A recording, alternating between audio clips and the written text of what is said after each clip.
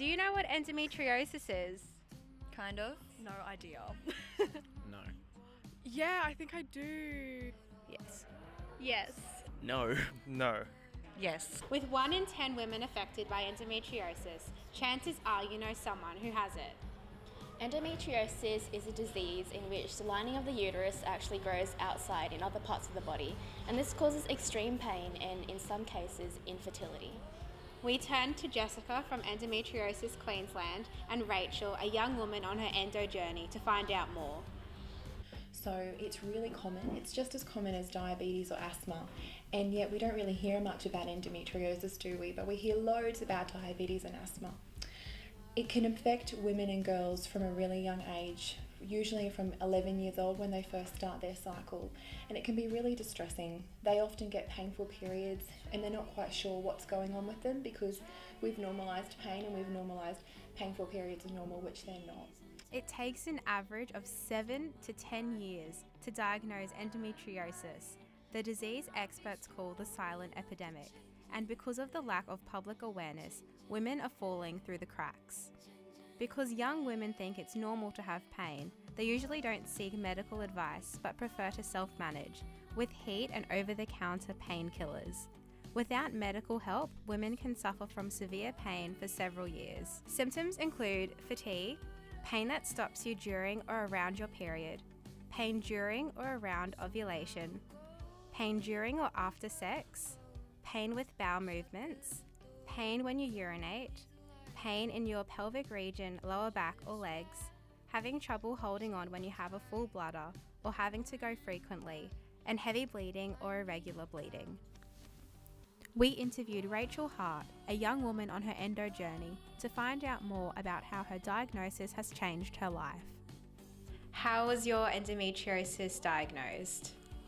It wasn't until I was in my first year of uni that I got really, really sick. And the pain increased so much that I was barely able to get out of bed during the whole week on my period. And for the week before and the week after, I was incredibly nauseous. I could barely drive. I could barely come to uni.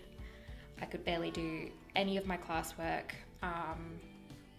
I managed to get through first year okay. My grades didn't suffer too much, but then I went and saw my GP, and it had been the same GP as I'd seen since I was a kid. And he basically said it was all in my head. So then I switched clinics and went and saw a female doctor, and she listened to what I had to say, took one look at me and said, if it's what I think it is, it's looking like endometriosis. So the only way that they could fully confirm my diagnosis was for me to have surgery, which I had earlier this year. What was your experience with the surgery? I had a laparoscopy and a hysteroscopy. So a laparoscopy is the keyhole incisions in your lower abdomen, and I also had a hysteroscopy, which is where they go up and check inside the womb to see if there's any endometriosis in there, or if there's any cancer in there, or any adhesions, any lesions, basically anything that could be causing any issues. The really, really crappy thing about endo is that even when we have surgery, it's not a cure. Like, we can go in for a surgery and then in 6 months we can be in exactly the same pain and have to have the same surgery a year later. It's a significant issue throughout the world, with approximately 176 million women and girls living with endometriosis. So what more can be done to help them?